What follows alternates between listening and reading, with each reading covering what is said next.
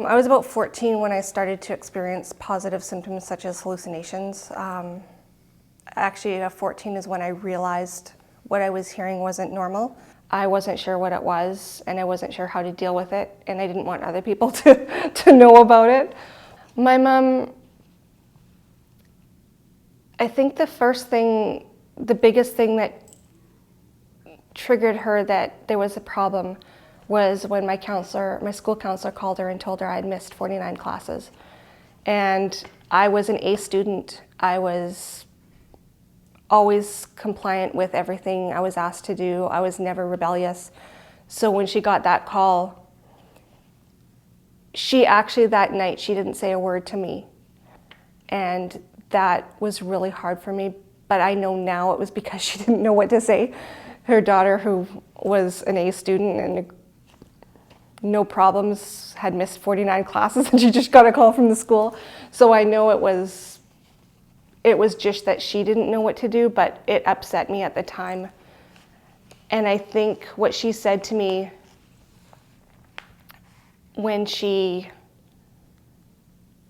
the first thing she said to me that night is, "Do you know what it's like to have a school counselor call you and tell you that your daughter missed 49 classes?" And to me, that wasn't the response I was hoping for, because I wanted help. And it kind of just shut me down, because I didn't want to talk about it then, because she was seeing that she was viewing me as rebellious, and I wasn't. I was having things that I was really scared of.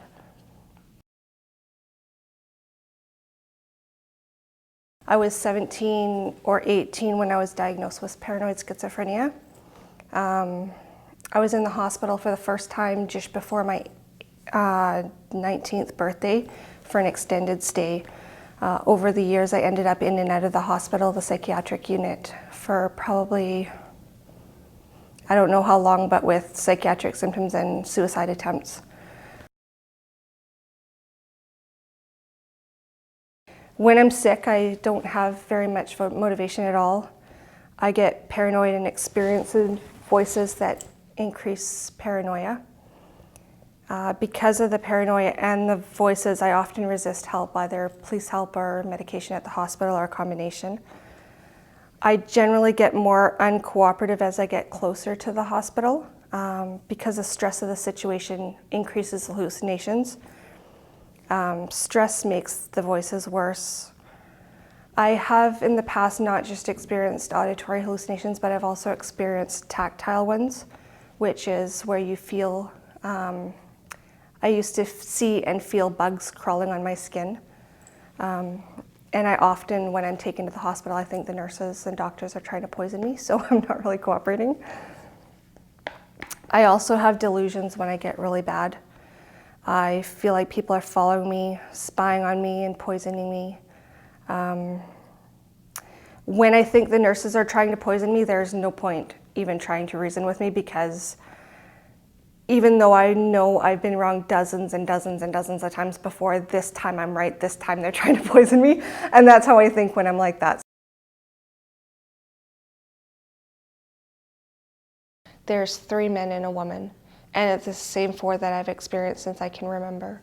I have both nurses and doctors that call the hallucinations the voices in my head. And they don't sound like they're in my head. They sound like you sitting there talking to me, except yelling at me.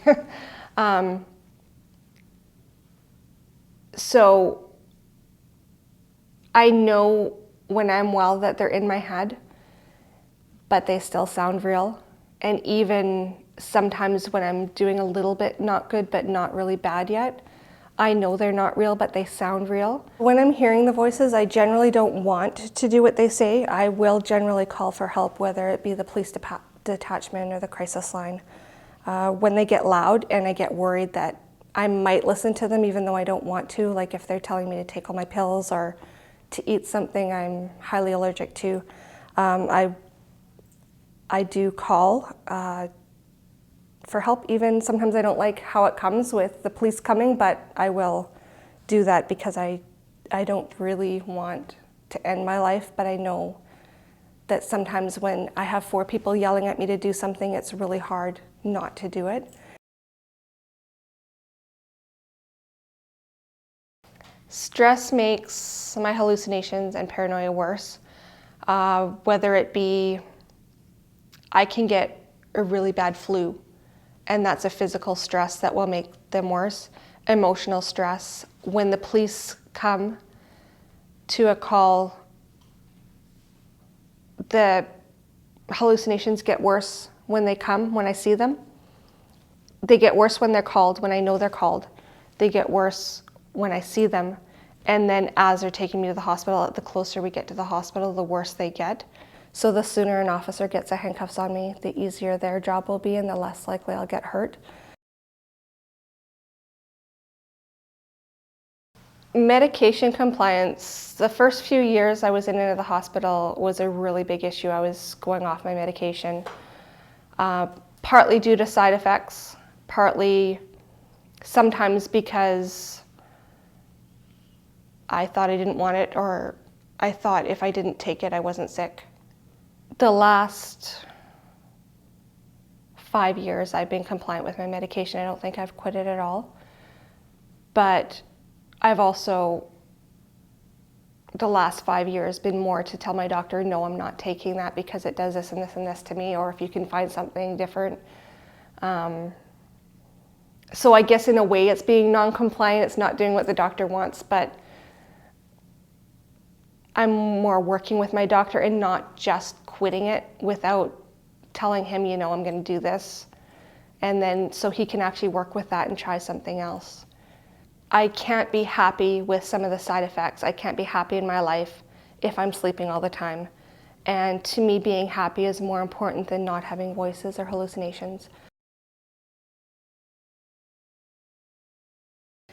There are several officers over the years that have taken the time to talk to me when I am doing well and taken the time to get to know me, and it's actually reduced my paranoia of the police. I used to, any interaction with the police I had, I would run from them. As soon as they called, as soon as I saw them, they would try to sneak up behind me so I wouldn't see them, so they wouldn't have a foot chase. And those officers that have actually taken the time to spend with me when I'm well have made it so that now I don't run. I might try to walk away from you guys now, but I won't actually try to run and get away because I'm not as paranoid of you. I think it's made it easier for me to trust police officers, because I think that was a big thing before. I didn't have the trust there, and I've built that up probably with at least half a dozen officers, which makes it easier for all of you because I'm not running from you. You're not chasing me.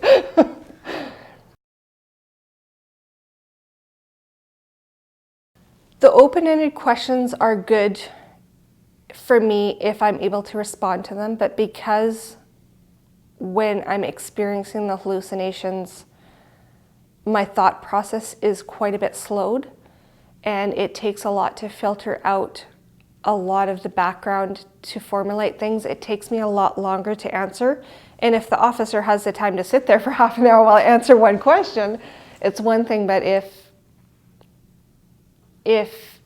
I'm not responding and it's taking more time than they have, then the closed-ended questions are sometimes easier for me.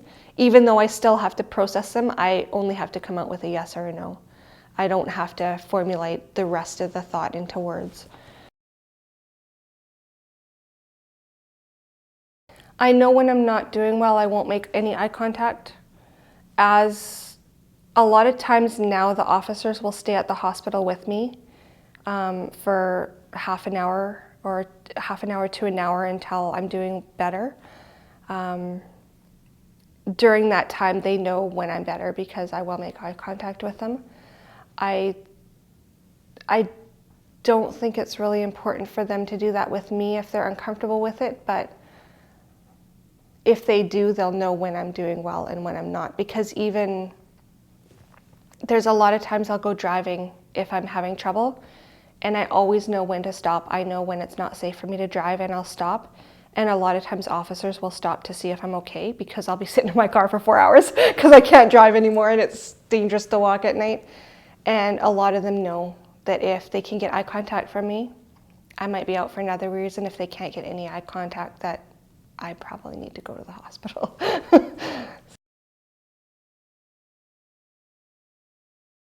if they're using a calm voice or a quiet voice.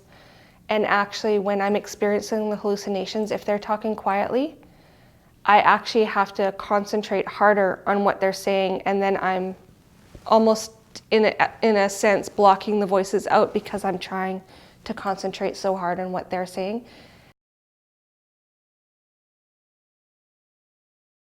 I think that's the best thing, is to be honest, because if officers have had misled me or told me things that weren't happening, and then they happened, it would kind of break that trust I've started to build. I know the crisis line that I call will actually tell me if I ask the police are coming. They'll say yes. If they were to say no and then the police were to show up, I wouldn't trust them to call them next time. And I think if the police did that, it would be the same thing. You say that to me, I'm not going to trust you next time. The hardest part about living with a mental illness, there's actually two parts. One is a stigma, that people automatically assume that people with a diagnosis of schizophrenia or other mental illnesses are violent or taking drugs. I've never been violent to anyone but myself, and I've never even tried drugs. I don't even smoke cigarettes. I've never even tried a cigarette. So I hate it when people automatically assume that, you're on drugs and this is your own fault. The perception that people with mental illnesses are just lazy and don't want to work is hard for me too. I worked for a lot of years and contributed to society, and I feel bad for not being able to work now. I really want to, but at this time I'm not able to. The other thing I think is hard about living with a mental illness is that people expect you to just take the drugs the doctor gives you. There are a lot of medications I'd rather deal with the symptoms of my illness than have the side effects of the drugs, of the medication. People don't understand that, including family members of mine. They just, if you have cancer and you don't want to take the drugs, well, it's a choice. But if you're mentally ill, well, no, you take what the doctor tells you. And I don't think that's fair, because to me, if I'm sleeping all the time or tired all the time, what's the point in living? I'd rather be a little bit functioning and have the symptoms than just sleep through life. I think the biggest thing is trying to get to know people when they're not sick. Like if you're going on a coffee break, why not, and you see somebody there at Tim Hortons, why not just ask them to sit down with you? Like it doesn't, for the amount of good it does, it's probably saving you a lot of time after the fact for the next interaction you have with that person. For me, that few minutes that the officers have taken to sit down and have a coffee, or have me come for coffee with them on their break, it saved a whole lot of work for the police, because they don't have to run after me anymore. They don't have to look for me as often. They don't have to figure out where I am. And it's better for me because the trust that I've developed with them has reduced the number of times I've been hurt. I've been hurt in the past by the police because I'm not cooperating. For me, I've dealt with this for so long that it's part of my life, and I think it stresses my family out more than it stresses me out. When I'm well, I do remember how I was when I was sick. I remember the paranoia, I remember I remember everything. And I realized after the fact that, I should have seen that, they weren't going to poison me this 100th time either. But I remember it. I remember the interaction. I remember the symptoms. I remember, and I can see at that point, I can see that no, that wasn't reasonable. that wasn't the way it was.